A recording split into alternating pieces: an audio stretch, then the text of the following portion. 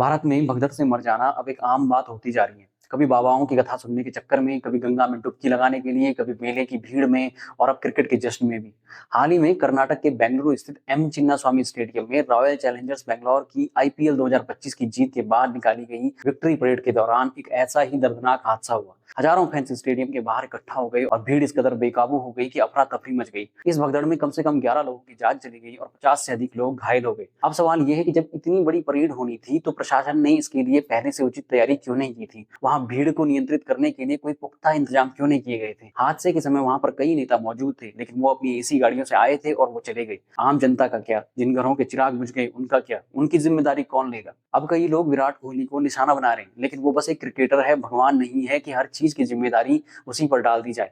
विराट की टीम ने एक खेल जीता था, एक जश्न मनाने की योजना बनाई थी, लेकिन भीड़ नियंत्रण और सुरक्षा व्यवस्था की जिम्मेदारी ना तो खिलाड़ी की होती है और ना दर्शकों की होती है। असल सवाल यह है कि जब प्रशासन को पहले से इस परेड की जानकारी थी तो उन्होंने ठोस इंतजाम क्यों नहीं किए थे? क्यों हर बार हमारी सरकारें केवल दुख प्रकट करके अपने कर्तव्य की इतिश्री समझ लेती है? क्यों हर हादसे के बाद एक ही स्क्रिप्ट चलती है कि जांच के आदेश दिए गए, दुख प्रकट किया गया, मुआवजे की घोषणा कर दी गई और फिर सब कुछ भुला दिया जाता है? देश में अगर भीड़ से राजनीतिक लाभ, प्रचार और ब्रांडिंग उठाई जा सकती है, तो भीड़ की सुरक्षा की जिम्मेदारी लेने का साहस भी होना चाहिए। वरना अगली बार किसी और जश्न में, किसी और शहर में कोई और घर उजड़ जाएगा और हम फिर से वही दुख प्रकट वाली स्क्रिप्ट दोहराते रहेंगे।